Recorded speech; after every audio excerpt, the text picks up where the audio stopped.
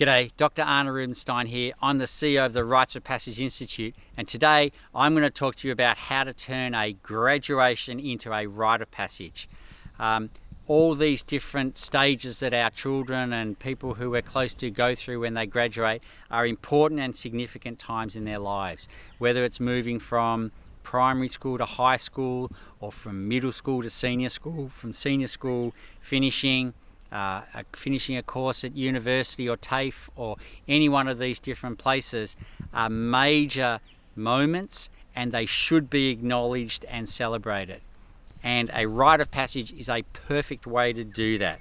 In fact, rites of passage were developed for exactly that purpose, to support and acknowledge people moving from one stage in life to the next. I studied to become a doctor. I spent many years as a student, and then I had a graduation ceremony, and that graduation ceremony was really marking that. Before that ceremony, I was a student who studied and listened and hopefully I kept listening, but walked around and looked at people and did exams. And after that graduation, I was now Dr. Rubinstein. I had to make decisions about people's health and their lives. I could prescribe medication, and I got paid for my work. So that was a very significant turning point in my life, and it was marked by a graduation ceremony. Rites of passage follow a consistent framework, and we're going to use that framework to support the person who's going through this rite of passage, so that they really deeply get that in a positive way they are moving forwards. So the first stage of a rite of passage is to separate from day-to-day life and to go into a container, a special space for the rite of passage to happen. So the first thing that you need to do is work out where you're actually going to do your rite of passage ceremony. You might do it at home, you might have a venue where you do it, but to create a space and to set it up beautifully.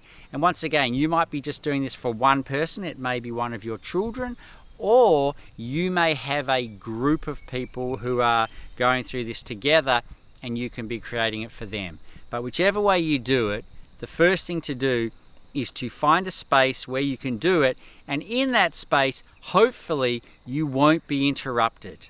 And you can really just focus fully on doing this graduation ceremony as a rite of passage in the best way possible. Okay, great. And then it is fantastic to invite to this graduation ceremony, this rite of passage, some people who are important in the life of the person going through the graduation. So we would invite immediate family, and we would invite good friends, and we would invite people that they'd been working with and studying with. It's fine to have a crowd, and to really have the important influential people present at this ceremony. Then, once we're there, the first thing to do is actually to share stories. So it's a great opportunity for the person who's going through the graduation, going through their rite of passage, to share stories with other people about their time whilst they were studying and before the graduation, but to share stories of what it was like. What were the things that they enjoyed? What were the adventures that they had? What were the things that didn't work out so well? But sharing stories. And if we just have one person, that person can be sharing their experience with the people who are listening. And if there's a group of people going through the rite of passage, then they can be sharing their story with each other and with people who are listening about what it was like studying and doing their exams, and the different things that happened. And hopefully there'll be some really beautiful stories, and some funny ones, and some powerful and emotional ones that come up during this time. I also recommend that when you do this story sharing, you use what we call a talking object, which can be anything from a stick, a rock, a book, a piece of fruit, doesn't matter, but whoever is sharing the story is the only one to talk. And the rest of us just listen, and we let them speak without interrupting them. And by the way, it doesn't just have to be the people going through the graduation who share their stories. The family, the friends, other people can also share their stories of what they observed and things that happened during that time. So that's the first stage, is sharing stories. The second thing to do we call challenges.